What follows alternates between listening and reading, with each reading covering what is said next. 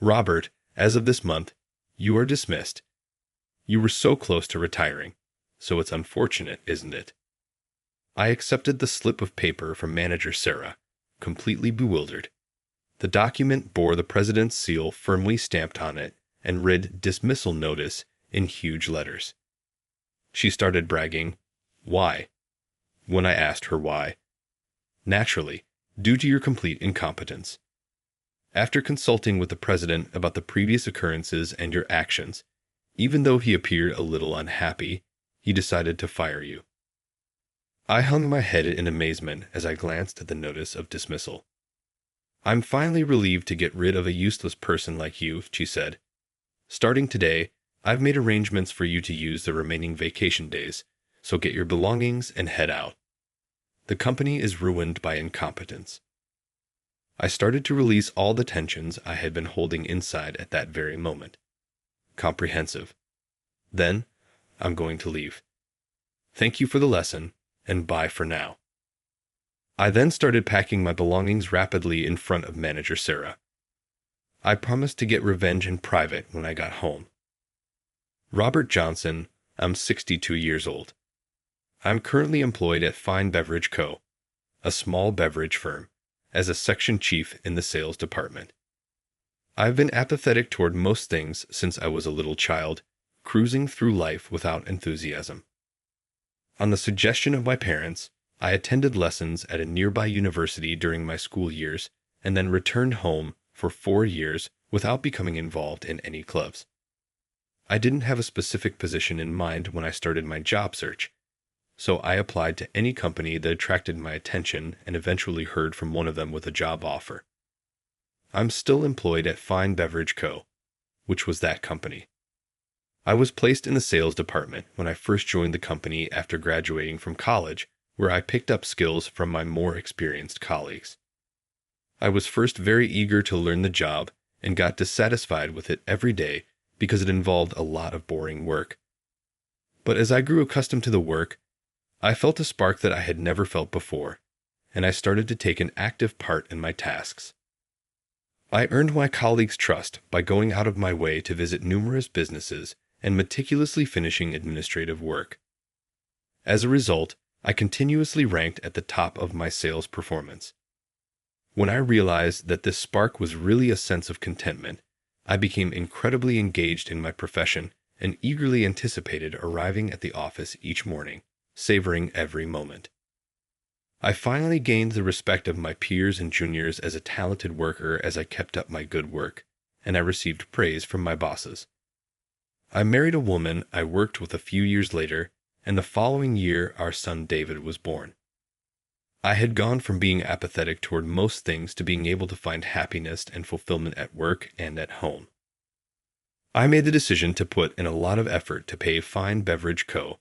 back for everything it had done for me, as I felt that the company was the reason I was happy. After many years, I am finally in charge of the sales department as section chief, working with my superiors and taking pleasure in my work. My love of work has inspired my son David, who has developed into a respectable adult and started his own business. Even after Johnson Holdings, a big beverage maker and David's competitor, completely acquired Fine Beverage Co. and turned it into a subsidiary, I persisted in my efforts, determined to keep up with David. I set daily goals for myself, intending to make the most of my work till retirement. A new manager was brought in from another company a few days after the manager of the sales department retired. Sarah Brown was her name, and she was regarded as a very good and competent woman. She was stunning, but she had a reputation for being severe at work. If someone made even the smallest error, she would scream at them. Her previous employer referred to her as the Demon Lady Manager, so we listened to her greeting with trepidation. Everyone started working after her introduction and the conclusion of the morning meeting. I started getting concerned as Manager Sarah abruptly stopped me as I was getting ready for my sales rounds. "I take it you're Robert, the head of the section. It's good to meet you." She surprised me by speaking to me nicely, and I reciprocated with a "nice to meet you too," feeling a little relieved. "Please inquire if you need anything at all." But her smile faded soon, and she furrowed her brows in displeasure. What, from you? Not at all. Robert, I wouldn't bother seeking advice from an expert like you. And at your age, still serving as section chief. You have to be incredibly inept. Act less haughty and powerful. Manager Sarah seemed irritated and turned back to her desk after that. When I first met her, I was astounded by her contempt. But I got myself together fast, wrapped up my sales preparations, and left, attempting to put the situation behind me. Manager Sarah was working as if nothing had happened when I came back to the office in the afternoon. She did not even give me a sidelong glance. Although I was happy that I hadn't offended her, it appeared that she had been observing me in private. Manager Sarah started to look down on me every time she saw me, even though I was just going about my business as usual after that. Do your job properly, old man, she would often say, and if I took even a brief break, she would yell at me, don't slack off. Her yells reverberated through the sales department every day, and she handled other staff members in the same manner. I was clutching my head in my hands, scared for the sales department's future, because the demon lady manager had woken up early. After a few days, Manager Sarah continued to torment and exacerbated herself. She would make fun of my completed documents and remark, "What an outdated style." Alternatively, she would return them and declare, "I don't like your taste," if she was in a foul mood. Do it again. Nevertheless, I refused to give up on Manager Sarah. I put all of my attention into my task and made the most of my years of expertise. I demonstrated my expertise by meeting her requests and avoiding any little errors, which left her unable to provide directions and clearly unhappy. After a few more days, I was working as usual when Manager Sarah gave me an urgent assignment out of the blue. It appeared like a different employee was working on it, but she chose to give it to me since she couldn't finish it in time. The deadline is tomorrow, so make sure it's finished by then, she urged, her frustration evident in her tone. You're supposedly capable, despite your appearances, so you can do it, right? I was annoyed by her patronizing tone, but I nodded. I answered, sure, giving the urgent assignment top priority. I finished the paperwork the following day and sent it straight to Manager Sarah. With a sense of relief, I went back to my other tasks after the paperwork were authorized. When I got at work the following morning as usual, Manager Sarah, who was already there, came storming toward me, her countenance enraged. She thrust the paperwork in front of me, holding the ones I turned in yesterday. Look, she said, her voice brimming with rage. What are the documents that you created yesterday? Full of errors. The client became irate and demanded, "What are you doing?" when I emailed them to them. Manager Sarah apparently forwarded the paperwork to the client right away after I finished them. However, she got reprimanded early this morning after receiving the call pointing out the mistakes. Despite being shook, I looked over the paper she threw at me. As expected, there were sections where the client's expectations were not fulfilled, and the text and graphs were difficult to understand. I was not the first employee to work on those portions, though. Someone else handled them. This input should ideally go to that employee, yet Manager Sarah reprimands harshly and arbitrarily. I made the decision to accept responsibility now and bring up the problems later. I braced myself and gave Manager Sarah a heartfelt apology.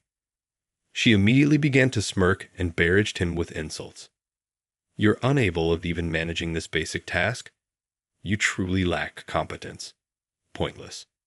Redo it by today at 12 o'clock. I'll put you next to the window if you aggravate me once more. I grumbled to myself when I heard Manager Sarah's remarks. Why must I receive such a severe reprimand? Manager Sarah had, after all, checked and approved the final documents. Is it not absurd that she is blaming me alone since she was also blind to the errors? I was able to handle the circumstance even though I suppressed my annoyance to keep from expressing it. Manager Sarah was relieved and in a better mood when she got back to her desk. I let out a long breath and quickly went to work recreating the documents. I completed the documents just before noon and went on to the other things I had already set aside, intending to have them verified thoroughly this time. I was stranded in the department for several days, putting in late hours, which led to tiredness and eventually decreased productivity. But I persisted, and a few days later, I relieved myself by finishing the last few assignments. I thought, I haven't been on a sales round in a while, and following the morning meeting I got ready. Manager Sarah abruptly appeared in front of me and started holding a piece of paper as I was ready to leave the department. "Robert, you're fired," she sternly declared. "Working as of this month. You were so close to retiring, so it's unfortunate, isn't it?" I accepted the slip of paper from Manager Sarah, completely bewildered. The document bore the president's seal firmly stamped on it and read "Dismissal Notice" in huge letters.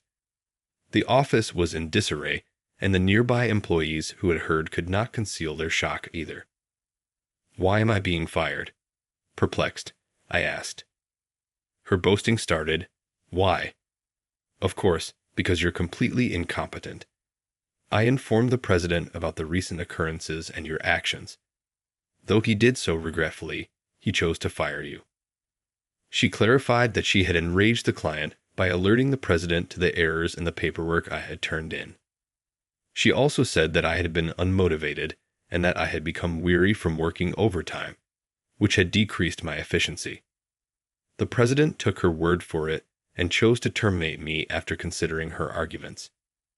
Despite my 40 years of committed service and achievements to the company, he trusted Manager Sarah, who was newly appointed, more than me. I hung my head in amazement as I glanced at the notice of dismissal. Manager Sarah persisted in taunting me, as if she found my sadness funny. "Getting rid of someone as useless as you makes me feel completely relieved. Pack up and head out. I made arrangements for you to use the remaining vacation days beginning today." "Incompetence destroys the business," she remarked, dismissively sweeping her hand as though chasing an insect away. That was when all the frustrations I'd been stuffing down started to boil. Trying not to lose my cool, I took the dismissal in stride. "I appreciate the learning experience," I replied. "I'll head out right away. Farewell." I immediately began collecting my belongings in front of Manager Sarah after that. When I was ready, I hurried out of the sales office and bid farewell to the department staff. She continued to smile smugly the entire time, but I ignored her as I walked out of the business. I made a secret vow to do retribution when I returned home. It had been 2 weeks since I was let go by the company. I had been attempting to recover from all the stress of work by taking it easy at home. I was drinking coffee and turning on the TV to watch a movie when I noticed something on the news. It concerned the shareholders' meeting that Johnson Holdings, Fine Beverage Co.'s parent firm, was having today to report on a number of issues. Known for managing a number of beverage producers, Johnson Holdings is a large, well-known company that has recently improved its performance by purchasing competitors. I turned the channel and began watching a movie repeat, thinking nothing of it.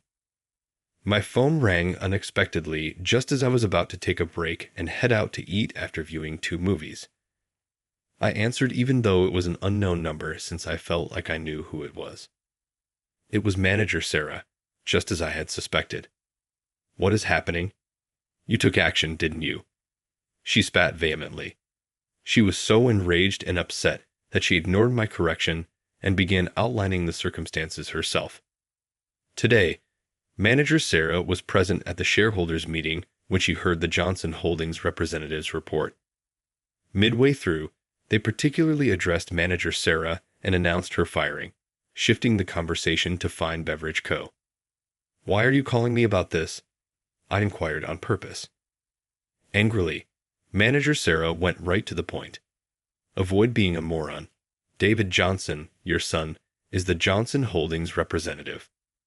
I know because I overheard him admit it to himself. "Oh, you found out," I mumbled, acknowledging that she was correct. Yes, my son was the Johnson Holdings agent, and I was the one who pushed for her termination. After graduating from college, David and his pals launched a modest beverage firm, motivated by my enthusiasm of my profession.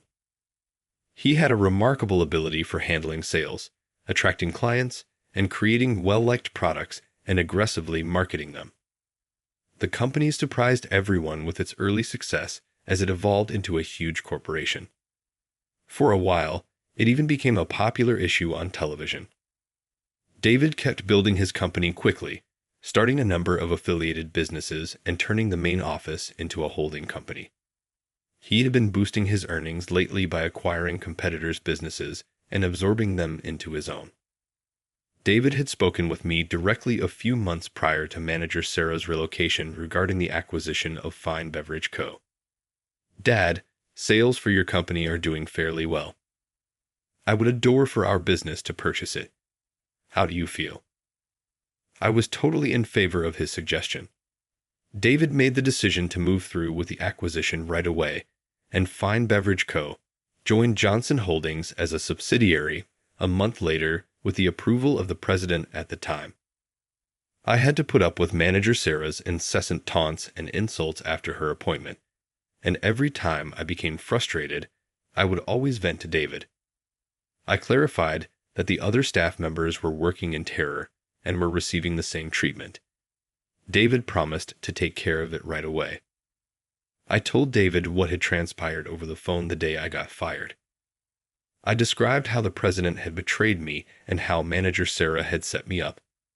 David felt incensed, as though it were his own experience. "The company is excellent, but with such staff and a president, things will take a serious turn for the worse in the near future. I'll get started right away." Viewing the matter gravely, David headed straight to Fine Beverage Co. When he questioned the president about my termination, the president acknowledged that Sarah influenced my decision. It seems like manager Sarah used her influence to make the president regret his choice ever since. David declared that he will bring up the matter at the upcoming shareholders' meeting. But the president said he truly felt bad about unfairly dismissing me and that he would quietly step down the next day. Sarah's voice got even louder when I told her all of this. "Writing a story on me? That is a dishonest ploy. Furthermore, why am I the one being let go? I simply asked the president to terminate you and offered some harsh advice. Is this the right course of action?" the spokesman made reference to. I was uneasy about manager Sarah's threats, even though they persisted. "You haven't heard the other reasons why you were fired, so hold on. You weren't let go for that alone," she shot out, irrationally. "What?" I pretended to be ignorant. It appeared that manager Sarah had abruptly left the shareholders' meeting and headed back to the sales division. I told her the truth about why she was fired, which David ought to have told her. "Manager Sarah, it appears that you have been selling confidential company information. I learned this knowledge from a competitor's staff member." As soon as I heard it, I was astounded. Pump. Sarah, the manager, appeared noticeably shaken. "I recently was fired, so a buddy of mine who works for a competitor gave me a drink to cheer me up." My friend replied to me venting about manager Sarah by starting to tell me a story. "My colleague and that manager Sarah you mentioned might be meeting to exchange company information. My acquaintance claims that one night, while working late by himself, a coworker who had returned to pick up something asked for his advice. The colleague gave the explanation that he had been approached by Sarah, a woman from a competing company, who wanted to share corporate information.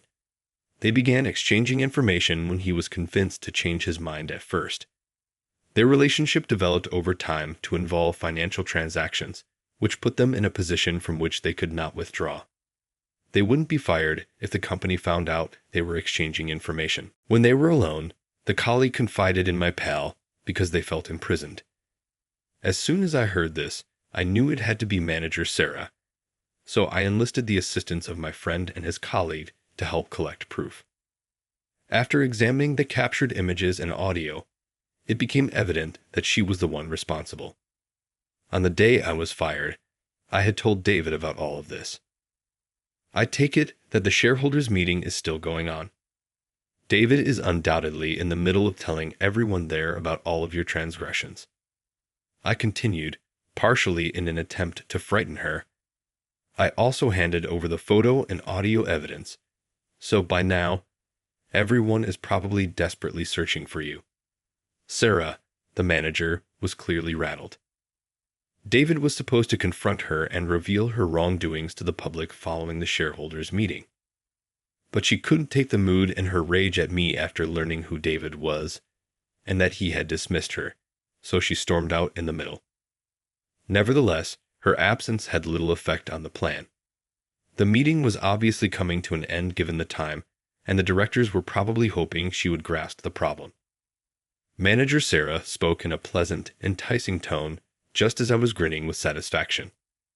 "Hey, Robert, could you kindly testify over the phone that the representative's claims at the shareholders' meeting were all lies in case the directors come seeking for me? I promise to make it worthwhile for you." My spine tingled at her blatant attempt at bribery. I was unaffected by her manipulation of the president and my friend's colleague, who she had probably done in the same way. "You've been made fun of so much, and now you want a favor? Perhaps you've used that strategy previously, but not this time. Is that how you gained the respect as a capable woman?" I teased her back.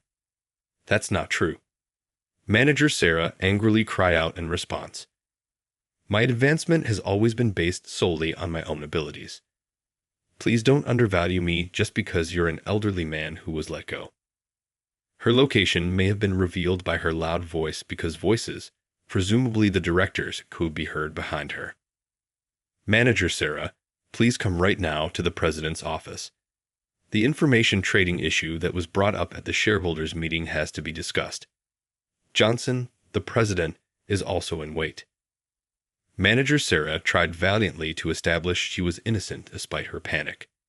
She started enforcing the plan that she had earlier presented to me. "Right now, I'm speaking with the informant, Robert, on the phone.